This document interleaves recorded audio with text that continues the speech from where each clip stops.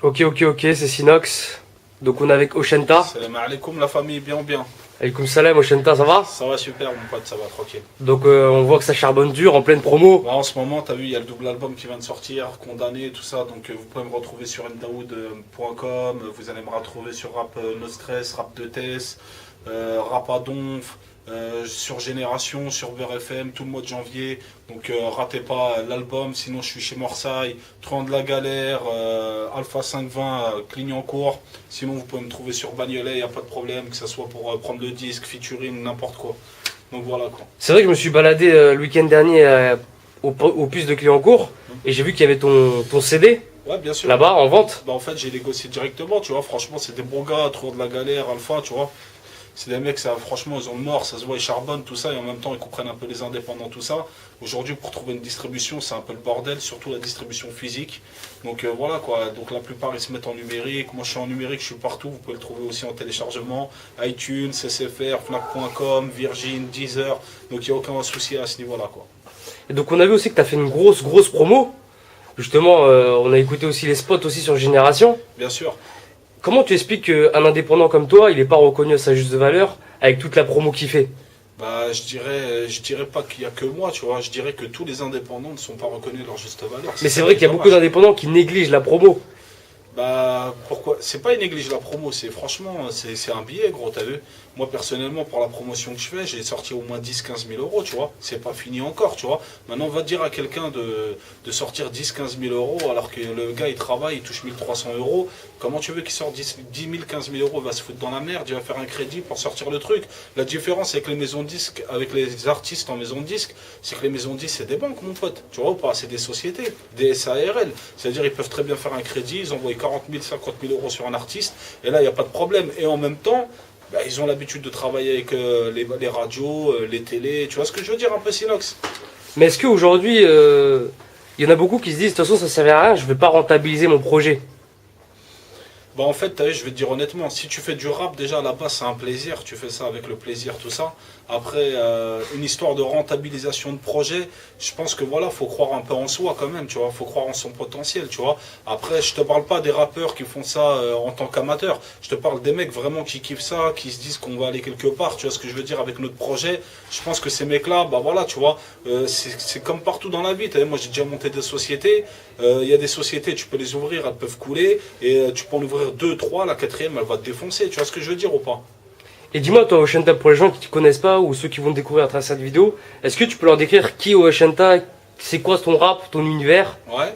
Bah à la base en fait moi je fais partie du groupe Mafia du 93, donc Mafia du 9-3, Bagnolet, tout ça, donc on a sorti un maxi single, un maxi 6 titres en 2004, on est passé sur les ondes radio à Skyrock, on a fait plein de concerts, première partie de Sense Emilia, on a fait première partie de Salif, Alibi Montana, on a fait beaucoup de concerts.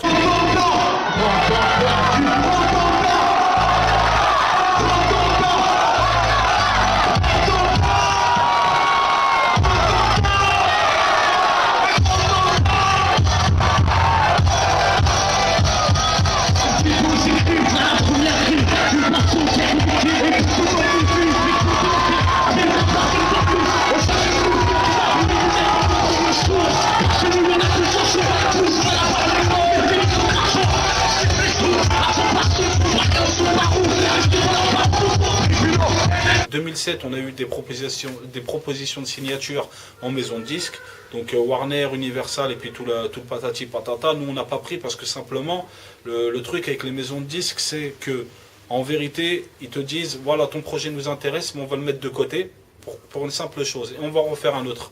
Alors, je t'explique. Quand il y a des mecs qui bossent pendant 2 ans sur ton projet au niveau de la composition, de la jaquette, de plein de trucs, et que du jour au lendemain tu vas voir ces mêmes personnes-là et tu leur dis, vous savez les gars, vous avez travaillé avec moi 2 ans, mais je vais le mettre à gauche parce que les maisons de disques ils m'ont proposé autre chose. Moi je trouve que ça c'est négliger vraiment déjà les gens qui ont cru en toi au plus bas, tu vois ce que je veux dire? Et je pense que tu peux pas évoluer après, tu vois ce que je veux dire ou pas? Donc voilà, c'est pour ça que j'ai refusé tous les contrats. Si c'est pour toucher 7 centimes sur un disque ou 12 centimes sur un disque, alors que tu as tout payé en totalité, je trouve ça négligeable. Tu vois ce que je veux dire ou pas? C'est pour ça que j'ai voulu poursuivre en indépendant et je l'assume. Aujourd'hui, j'ai ouvert mon studio. un studio, mon frère, au top, tu vois ce que je veux dire, je fais mes propres enregistrements. D'ailleurs, les gens qui peuvent venir poser dans ton studio. Mais tout le monde venait poser dans mon studio, là aujourd'hui je l'ai fermé. Si t'as un Facebook, quelque chose à leur laisser. Ah bien sûr, vous pouvez me trouver sur Facebook, Oshenta Bagnolet, sinon c'est Oshenta / Mafia du 93 sur MySpace. Donc voilà quoi, vous pouvez me trouver partout. Donc voilà. Donc toi aussi, tu as pris l'initiative d'ouvrir un studio pour faire partager un peu. En fait, pourquoi j'ai ouvert un studio? Parce que simplement, aller dans des studios, payer des fois des 50 € de l'heure. Arrivé à un moment, j'ai dit quoi? J'ai dit attends, je vais être producteur de moi-même, tu vois ce que je veux dire ou pas? C'est bien d'aller dans des studios payés, mais t'as vu, t'as des ingénieurs, franchement, ils touchent pas une bille, tu vois. Donc j'ai préféré apprendre moi tout seul en tant qu'ingénieur comment ça fonctionne. J'ai acheté mon propre studio et j'assume aujourd'hui tout seul, quoi. Et justement, ton projet Condamné, tu peux nous expliquer en combien de temps tu l'as fait? Mon projet Condamné, en fait, il a duré 2 ans et demi. Alors, je vous explique 2 ans et demi. Je l'avais commencé en 2009-2010. J'avais commencé en 2010. En fait, 2010, tout d'un an, j'ai ouvert mon studio. Donc, entre-temps, il fallait que je rentabilise mon studio. Fallait que je trouve les dernières prods, des trucs de tueurs. Et après, j'ai sorti mon truc, je pense qu'en temps et en heure, quoi. D'accord. Aussi, j'ai vu qu'il y avait pas mal de featuring. Des mecs comme Zesso, comme Salif, L.I.M, Alibi Montana. Ouais, bah, big respect à Salif, Zesso, Alibi Montana, L.I.M, tous ici. Dardar aussi. Dardar, on l'oublie pas, t'inquiète. Ironside, Red Bee, Milan et tous les indépendants qui ont posé sur mon projet, franchement, ils ont fait une tuerie. Et big respect, tu vois ce que je veux dire, parce que j'ai écouté leurs projets ils sont au top, tu vois ce que je veux dire, mais les featuring qu'ils ont fait avec moi, franchement, c'est quelque chose d'exceptionnel, tu vois. C'est vraiment quelque chose de différent de ce qu'ils ont pu faire chez eux. Et c'est ça que je trouve magique en fait. Tu vois, et justement, comment tu as réussi à avoir tous ces featuring? Parce que tu nous ramènes pas mal de noms. Ironside qui est aujourd'hui un pilier du rap français, un mec comme Salif, Alibi Montana, L.I.M qui sortent leur projet là bientôt. Bah en fait, comment j'ai réussi à les avoir? À la base, tu sais, dans le rap, franchement, bah, tu dois le savoir, tu vois. Tout se fait par, on va dire, connaissance. Tu vois ce que je veux dire? Tu pars dans un studio, tu connectes une tête qui connaît une tête, tu vois ce que je veux dire, et le truc il se fait tout seul, tu vois.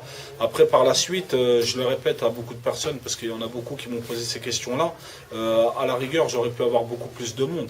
Mais les avoir, eux, c'était un choix. Un choix parce que mon album, il parle de toutes sortes de condamnations.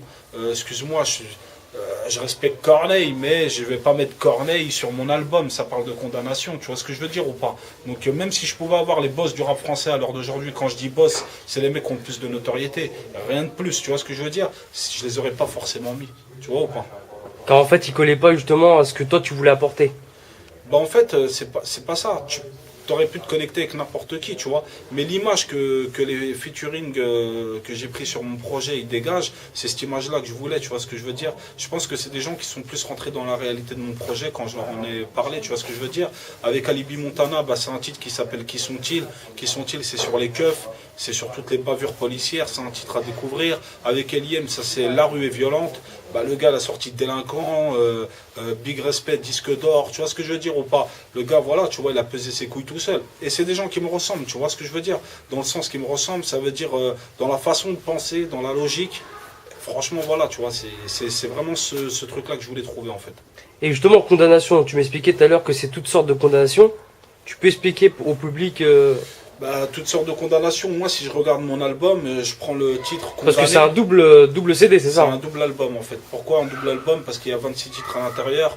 Et à la rigueur, voilà, tu vois. Et à la base, on aurait pu faire ça comme une compile. Mais c'était pas le but de faire une compile. C'était vraiment de représenter mon projet, représenter mon image. Ce que je vois en vérité, c'est pas que des musiques. C'est pas qu'un style. C'est le personnage. Tu vois ce que je veux dire? Parce que, en vérité, comme je parlais avec différents médias, moi, ma veste, elle n'est pas réversible. Tu vois ce que je veux dire ou pas? Si on achète Oshenta, c'est le personnage, c'est ce qu'il fait. C'est parce que concrètement, de ce que je parle, c'est vraiment ce que les gens vivent tous les jours. Tu vois ce que je veux dire ou pas? C'est vraiment tout ça. Donc après, condamné, pourquoi? Parce que ça parle de toutes sortes de condamnations. Il y a un titre sur les boîtes de nuit, par exemple. On croirait, c'est un titre qui est festif, tu vois. Alors les gens ils me diraient, ouais, mais attends, tu fais un titre festif, tu t'es en boîte de nuit, c'est pas une condamnation. Mais si les gens ils écoutent le projet, ils vont savoir en vérité que j'étais en train de faire dodo. Et c'était un rêve. Et en fait, quand je me réveille, bah, je vais devant la boîte de nuit et là, je suis condamné à l'entrée. Les vigiles, ils me laissent pas rentrer. C'est la merde, ça craque. Tu vois ce que je veux dire ou pas? Un titre qui s'appelle Salam Alaikum, c'est un autre titre qui est festif. et les gens vont se dire ouais c'est festif, tout nana, ouais le gars il parle du bled et tout ça, mais pas du tout. Je parle qu'en fait on travaille par exemple 11 mois sur 12, tu vois ce que je veux dire ou pas, 11 mois sur 12. Pour qu'à la fin, en fait, l'État il nous dise tu vas pas aller voir ta famille au bled, mon ami, t'as oublié les impôts, t'as oublié la taxe foncière, t'as oublié tes amendes, donc tu restes ici. Donc c'est une condamnation. Donc je t'ai cité par exemple 2 exemples, tu vois. Avec Zesso, c'était le titre il s'appelle Dehors ou dedans. Dehors ou dedans, c'est le mec qui est dehors, donc à l'extérieur de la prison, des stars. Big up à tous les mecs qui sont en stars en France, et il y a les mecs qui sont à l'intérieur. Et les mecs à l'intérieur, ben, ils expliquent en vérité qu'est-ce qui se passe à l'intérieur, et les mecs qui sont à l'extérieur, ils disent voilà comment c'est la merde. Tu vois ce que je veux dire ou pas? Imagine, c'est sur l'incarcération, tu vois, et tu peux trouver de tout en fait de mon album. Donc voilà quoi, c'est vraiment un album à acheter. Peut-être qu'il sera jamais disque d'or, mais en tout cas c'est un disque du béton, je pense qu'il va rester gravé. Et justement, Oshenta, tu peux expliquer aussi ton blaze?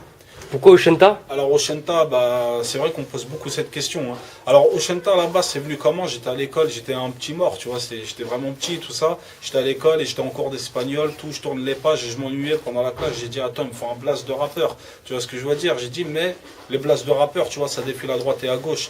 J'ai dit, on va prendre un nom où personne ne le prendra d'ici des dizaines d'années, je pense. Et bah, la preuve, aujourd'hui, personne ne l'a pris, tu vois ce que je veux dire. Donc j'ai dit quoi? J'ai dit, Mafia du 93, ça c'est le groupe, tu vois ce que je veux dire, mais il me faut mon place de rappeur. Et en fait, je tourne les pages et je tombe sur Oshenta, donc le numéro 80 qui est en espagnol. Et là, j'ai dit quoi? J'ai dit, bah en vérité, le truc c'est quoi? C'est que c'est pas le blast qui fait la personne, mais c'est le potentiel du mec qui va faire le blast. Et là, à partir de là, j'ai dit, je monterai au top avec ce blast. Donc voilà quoi. Et qu'en est-il de ce groupe Mafia du 93? Mafia du 93, à l'heure d'aujourd'hui, bah, c'est en stand-by, ça s'est arrêté pour différents trucs, tu vois ce que je veux dire, parce que tout le monde, tu vois, il a une vie, tu vois ce que je veux dire, il y a les aléas de la vie qui font que les destins se croisent, des fois ça tient des années et après ça se sépare. Je peux te citer de façon plein de groupes dans le rap français où aujourd'hui ils font des solos, tu vois ce que je veux dire, mais l'amitié elle est toujours là, tu vois ce que je veux dire ou pas, donc c'est super important à savoir et à dire. Aujourd'hui, bah, mon poteau Big Up Anesta, tout, et il fait son album solo lui aussi, ça arrive, ça va faire mal. Et puis voilà quoi, tu vois, on voulait faire ce qui nous correspondait le mieux, tu vois ce que je veux dire ou pas? Et hors caméra, tu me parlais d'un problème que beaucoup d'indépendants rencontrent, c'est le problème de la distribution. Bah, le problème de la distribution aujourd'hui, c'est qu'ils veulent plus de disques physiques. Aujourd'hui, ce qui les intéresse concrètement, bah, aujourd'hui, ce qui marche, c'est le numérique, tu vois, faut dire ce qui est. Toutes les distributions qui faisaient de la distribution pour les indépendants, ils se sont tous cassés la gueule. Moi, en tant que rappeur, en fait, je me donne pas une image. Il y a certaines personnes, quand ils arrivent dans le... Je te dis, bon, je vais pas te citer de blaze aussi, tu vois. J'ai vu certains rappeurs que quand tu les vois concrètement dans les clips, quand tu les entends parler, tu croirais c'est v'là les machins. Quand tu les vois, mon ami, franchement, ça n'a rien à voir. Ou soit le mec, il est super gentil, ou soit c'est v'là la baltringue qui se prend pour v'là le truc, tu vois. Moi, je suis un mec correct, je suis un mec de bonne famille, je suis un mec réglo. Quand je fais une affaire avec quelqu'un, je la fais propre. Voilà, tu vois ce que je veux dire. Donc t'as pas de rôle à jouer, c'est ça que tu veux dire? Moi, mon rôle, concrètement, c'est mon propre rôle, tu vois. Je vais pas jouer un autre rôle, tu vois. On n'est pas dans le cinéma où le mec il va jouer un scénario qu'un mec il lui a écrit. Vraiment, ce que je raconte dans mon disque Condamné, c'est ce que je vis tous les jours et beaucoup de personnes vont se reconnaître parce qu'ils vivent la même chose, tu vois. On est tous soumis à arriver à un moment à un échec. Condamné, le truc il est parti d'où à la base, ce titre-là, parce que tu vois, je fais pas de disque pour faire un disque. Tu vois ce que je veux dire ou pas? Je fais un disque parce que le truc il faut le faire, tu vois. Quand j'ai fait Condamné, j'ai entendu le titre où il y avait je sais plus combien de rappeurs sur un titre de Kerry James qui disait on n'est pas condamné à l'échec. Big respect pour Kerry James, t'as vu, c'est un bon gars, toute la famille, tout ça. Mais quand j'ai entendu cette phrase, j'ai dit on n'est pas condamné à l'échec. Et si j'avais une chose à dire à tous les rappeurs composés sur ce titre-là, c'était mais ouais, mais à votre stade, on n'est plus condamné à l'échec. Ça fait 15 ans que vous faites de la musique, vous connaissez tout le monde. Aujourd'hui, vous êtes incontournable, on va dire, dans le rap français. Tu vois ce que je veux dire? Donc demain, en vérité, que vous ayez pris du pognon ou pas, c'est plus facile pour vous de remonter la pente. Par contre, pour un indépendant qui arrive et que la plupart, tu sais comment ça se passe dans le rap, les gens c'est des jaloux, c'est des haineux, tu vois ce que je veux dire ou pas? Bah pour les petits rappeurs indépendants qui arrivent et qui veulent faire quelque chose de sérieux, c'est beaucoup plus facile parce que même si c'est pas le programmateur qui va pas le diffuser, bah ça va être les plus gros qui vont bloquer. Et les plus gros, ils font sortir des gens, alors je vous explique un peu. Je ne veux pas dire de blaze encore parce que j'en ai rien à foutre. Je ne ferai pas de buzz pour quelqu'un comme personne ne fera du buzz pour moi. quand tu vois les plus gros sortir un artiste, c'est des gens en vérité qui leur ressemblent et qui sont pas plus forts qu'eux. Pour rester toujours quoi? Les piliers du rap. Sauf qu'aujourd'hui, nous on marche pas. Moi j'ai eu des maisons de disques qui couraient après moi derrière. J'avais des labels il y a quelques années. Pourquoi je les ai pas pris? Pour une simple chose. Pour dire non les gars, quand je sortirai, je vais sortir moi tout seul. Tu vois ce que je veux dire? Sans avoir une grosse équipe derrière, dans le sens des têtes d'affiche, pour m'identifier à quelqu'un. Non, parce qu'on est tous vraiment, en vérité, on va dire, on est tous naturels, tu vois. Personne ne peut ressembler à quelqu'un, tu vois ce que je veux dire ou pas, dans le fond. Donc voilà quoi. Et toi, tu te ressens dans ce qui se fait en ce moment dans le rap game? Franchement, moi, le rap game, déjà, ce mot-là, tu vois, voilà quoi, il y a... Concrètement, je sais pas, moi, quand j'entends rap game, je veux dire aujourd'hui, les rappeurs, ils parlent de quoi? De leur argent. Ils parlent de leur sap. Ils parlent des meufs. Des meufs, tu vois, du luxe. Ils parlent De ce qui reste du mot meuf. Exactement. Et de ce qu'ils font passer au mot meuf, tu vois ce que je veux dire? Parce qu'une femme, en réalité, ça se respecte, tu vois ce que je veux dire? Maintenant, après, je sais pas avec quel genre de nana ils traînent, tu vois ce que je veux dire? Mais concrètement, il faut arrêter, tu vois, parler de dire la femme, tu vois ce que je veux dire? Alors que de la mettre dans cette case de salope, tu vois ce que je veux dire? Alors que la généralité des femmes, elles sont pas comme ça, tu vois? Aujourd'hui, la plupart, ils te montrent des voitures. Mon ami, moi, personnellement, si on me donnait le Lamborghini à Booba, par exemple, je vais donner un exemple, tu vois? Pas de haine, je m'en bats les couilles, moi, tout ça. Si demain, tu me donnes le Lamborghini à Booba, tu me dis, tiens, gros, vas-y, cadeau. Cadeau. Ou même si j'avais les moyens, je l'achète. D'accord? Jamais de ma vie, je mettrais de l'argent dans un truc, une saloperie pareille. Pour une simple chose. Je vais rouler, moi, dans ma ville où les gens, ils touchent 1500 €, des darons et des daronnes de famille que je vois à 6 h du matin prendre le bus pour aller travailler. Je vais rouler avec une voiture à 1 million d'euros devant eux. Est-ce que tu trouves ça logique? Ça, c'est du non-respect. Ça, c'est vraiment cracher vraiment sur nos propres darons. Fuck you, mon pote. Fuck you, parce que ça, réellement, ça me ressemble pas. C'est pour ça que c'est condamné. Et même si j'avais des millions derrière, j'aurais fait condamner. C'est ça que je vais refléter aujourd'hui dans le rap. Mais aujourd'hui, il faut faire attention à un truc. C'est que ce qu'on doit calculer réellement dans le rap, c'est sur la durée. C'est pas le temps où les bling bling et tout ça, ça arrive du jour au lendemain. C'est qu'est-ce que tu vas faire réellement de ta carrière, qu'est-ce que tu vas faire de ton projet, qu'est-ce que tu vas véhiculer réellement comme message. Aujourd'hui, c'est ça le problème. C'est que quand j'entends les trucs en radio, j'entends même pas de message. J'entends juste un truc, ça s'appelle la carotte. J'entends que des carottes. Et le problème, c'est ça le rap. Le rap, mon frère, c'est pour parler du système. Le rap, c'est pour dire ces ministres de voleurs, ces enculés. Le président, c'est un enculé. Faut le dire, mon pote. Tu vois ce que je veux dire? Vas-y, prends un artiste qui va parler de ça. Moi, je l'ai mis au défi. Un seul qui va parler de ça. Eh ben, ça n'existe pas. Pourquoi? Parce qu'ils sont tenus par les couilles. Et c'est pour ça que j'assume mon rôle d'indépendant. Vous voulez pas me passer? Passez-moi pas. Allez vous faire enculer. Dans tous les cas, la terre, elle vous appartient pas, mon pote. Et si tu as un conseil à donner à tous les petits frères qui veulent commencer le rap, tous ceux qui veulent se mettre dans la musique, qui ont ça comme passion, tu leur dirais quoi? Je leur dirais quoi? Faites ça comme vous aimez le faire, tu vois. À la rigueur, si vous aimez ça, faites-le. Mais n'oubliez pas un truc, dans le rap, c'est de l'oseille. Quand tu veux vraiment montrer ta gueule quelque part, il faut sortir de l'oseille. Et ça, c'est un gros problème, tu vois. Comme je te disais tout à l'heure, pas n'importe qui peut sortir de l'argent comme ça. Si tu fais ça pour le kiff, fais-le jusqu'à fond, ne regrette rien derrière. Maintenant, après, si tu veux monter l'échelle en indépendant, en pesant tes couilles, mon ami, il n'y a pas 36 solutions, il faut sortir de l'oseille. Sinon, cousin, t'es le caniche à droite, à gauche, tu vois. C'est tous les enculés, quoi. Le mot de la fin, Oshenta? Le mot de la fin, condamné Oshenta Mafia du 93. Donc voilà, vous pouvez la voir sur iTunes en téléchargement, SFR, Fnac.com, Deezer, Virgin. Sur toutes sortes de condamnations, vous retrouvez LIM, Alibi Montana, Zesso, Salif, Ironside et tous les indépendants, Red B Milan, Ali Salatimi, Konzo, Masta, Kamas de Mauvais Présage, Enzo, etc. Donc voilà, il y a beaucoup de personnes. Il y a Morales, Raldo, 440, Big Respa, Morales, mon refrain, et il y a 440 Raldo. Et voilà quoi, on est là quoi. Bagnolet représente Montreuil, 93, la Seine-Saint-Denis, ma gueule.